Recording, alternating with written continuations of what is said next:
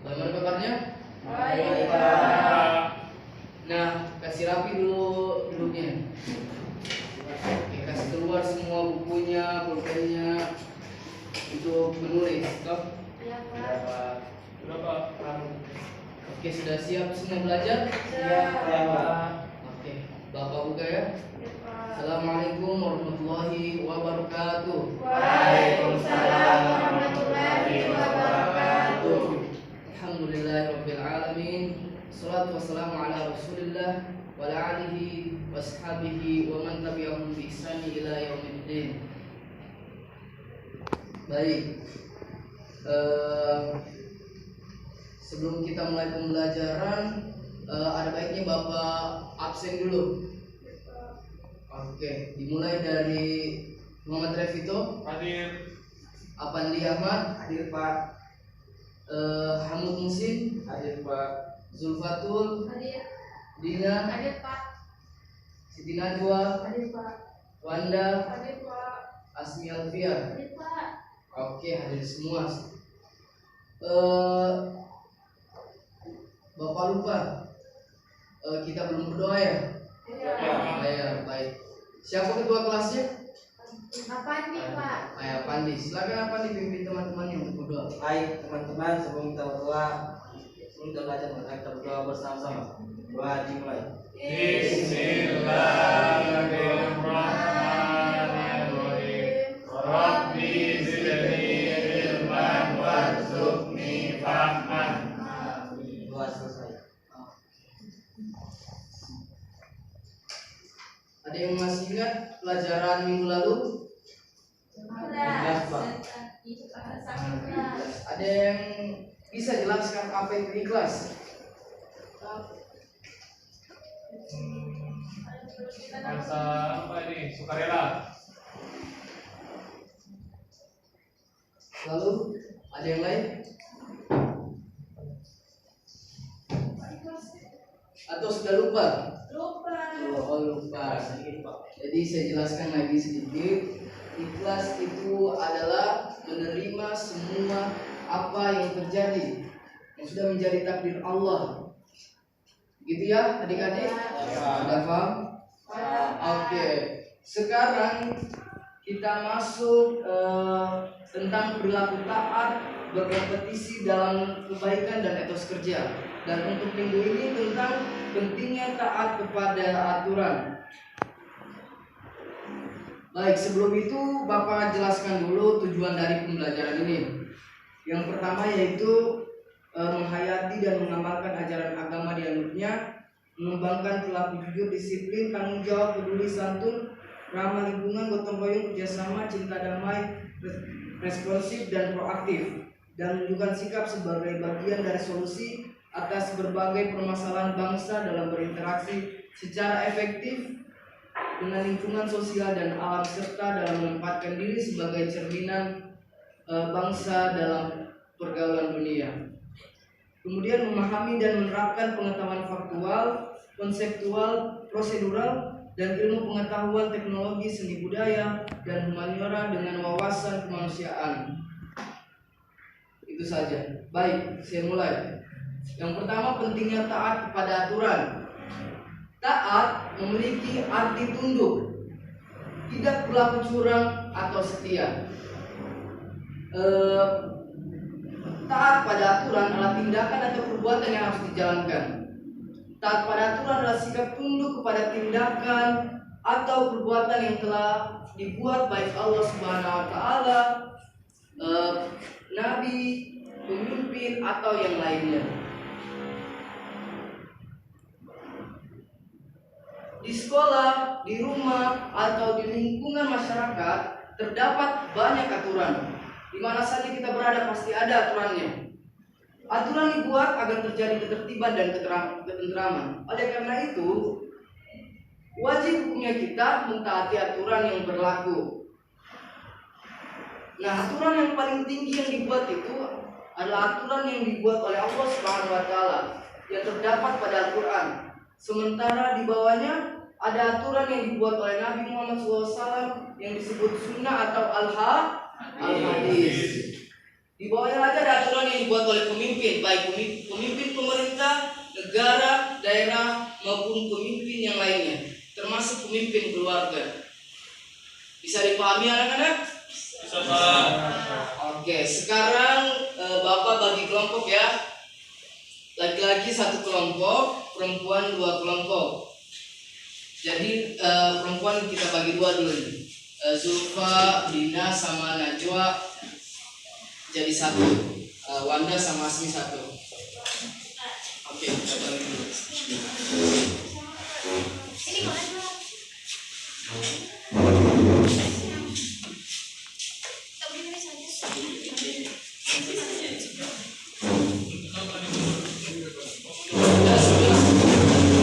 Sekarang Bapak bagikan ke sini.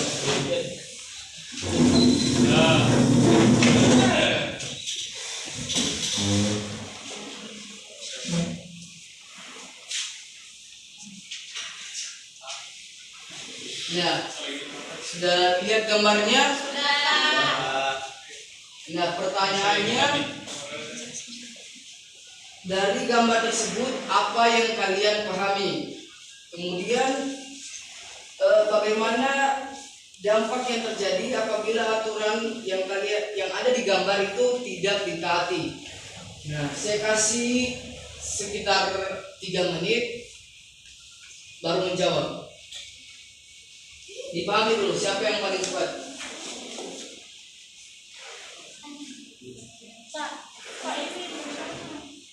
Ayo, jelaskan apa itu yang digambar tersebut. Siapa? Ayo, silakan. Oh ini iya tahu. Oke. Menurut kami di gambar ini seorang orang tua yang sedang memarahi anaknya karena mungkin anaknya ini tidak mentaati aturan yang ada di rumahnya. Betul. Terus apa dampak yang terjadi apabila seorang anak tidak mentaati aturan dari orang tuanya? Ya, seperti yang ada di gambar pasti kita bakal dimarahi oleh orang tua. Iya, baik. Tepuk tangan untuk kelompok yang baik. Ayah, silakan. Baik untuk kelompok kami Pak. Jadi di sini terdapat kelompok lain diam. Jadi di sini terdapat tata tertib di sekolah. Jadi di sini ada berapa poin. Ketika kita bersekolah tentunya ada aturan yang harus ditaati. Nah, ketika kita tidak mentaati ini maka kita akan dikenai sanksi. Betul. Kurang lebih seperti itu Pak. Ya, betul. Tepuk tangan untuk kelompok asli. Yang terakhir, gimana? Sudah siap? Jadi gambar ini adalah larangan membuang sampah sembarangan. Ya, Jadi betul. dampak dari larangan membuang sampah sembarangan ini dapat menyebabkan banjir. Ya, betul. Tepuk tangan. Nah, kelompok siapa yang ingin menyatukan semua? Ya, sebagai kesimpulan dari semua gambar tersebut. Siapa Saya, yang Pak, bisa? saya. Ayo, silakan Asmi. Oke, baik. Jadi dari diskusi 3 kelompok ini saya menyimpulkan bahwa di sekolah, di lingkungan masyarakat maupun di lingkungan keluarga tentunya semuanya memiliki aturan dan tata tertib masing-masing. Itu mungkin dan ketika aturan itu tidak diikuti maka akan ada dampak yang terjadi pada kita.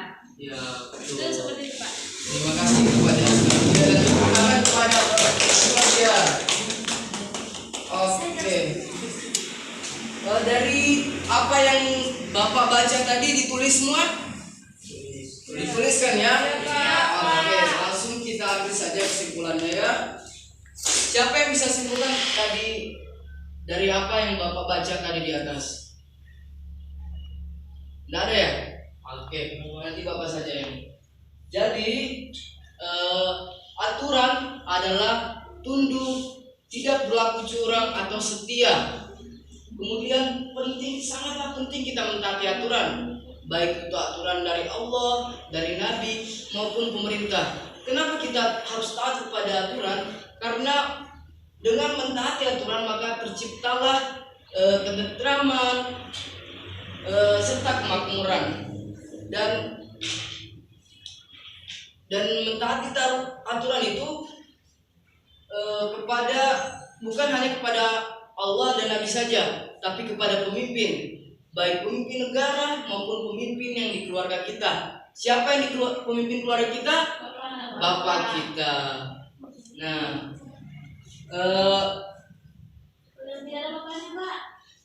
kan masih ada ibu. Kalau tidak ada ibu, kan masih ada kakak, masih ada adik. Kalau kita tinggal sendirian, berarti aturan tersebut yang harus kita buat dan kita harus taati apa yang kita buat. Intinya secara mandiri, gitu kan? Oke. Ya. Itulah pelajaran tadi. Ada yang ingin ditanyakan? Saya Pak. Oh ya, silakan. Itu tadi kan pengertian apa tadi? Aturan itu tunduk, terus taat sama setia. Tidak berlaku curang dan setia. Tidak berlaku curang dan setia. Ya. Contoh anunya di sini setia Pak, bagaimana itu? Berarti kalau orang tua yang tidak setia, maksudnya kan ada toh Pak rumah tangga begitu ya, diselingkuhi, cerai kan, berarti memang itu contohnya tidak taat aturan Pak. Kan sebelum adanya pernikahan kan ada aturan yang sudah dibuat ya. Jadi ketika salah satu pasangan tidak mentaati aturan, maka salah satu pasangan tersebut berhak meminta cerai. Gitu. Tapi pelajaran ini bukan di sini, nanti ada tentang di fikih muamalah. Iya Pak. Ya. Oke, masih ada yang ingin bertanya? Pak, Ayah. bagaimana jika seseorang berpikir bahwasanya dibuatnya aturan hanya untuk dilanggar? Oke, pertanyaan yang sangat bagus. Sebelum itu, ada yang dengar pertanyaan temannya tadi? Benar Pak. Nah, siapa yang bisa jawab pertanyaan temannya sebelum Bapak jawab? Pak, benar pertanyaannya. Oh, mungkin bisa diulangi lagi mungkin pertanyaannya. Jadi pertanyaan saya teman-teman, bagaimana jika seseorang menganggap bahwasanya adanya peraturan itu untuk dilanggar? Berarti dia tidak taat aturan. Nah, itu begitu karim itu. Kan aturan diciptakan untuk ditaati karena akan terciptanya kemakmuran serta kedamaian. Jadi ketika kita tidak mentaati aturan, maka tidak akanlah tercipta itu kemakmuran dan kedamaian. Baik Pak, mengerti. Iya, betul. Oke. Itu saja ya. Iya Pak. Oke, baik, kita tutup saja pelajaran ini. Tugas minggu depan nanti disetorkan sama Bapak tentang aturan-aturan yang ada di lingkungan kalian. Nanti tanya sama Pak RT mungkin atau Pak Lurahnya. Oke?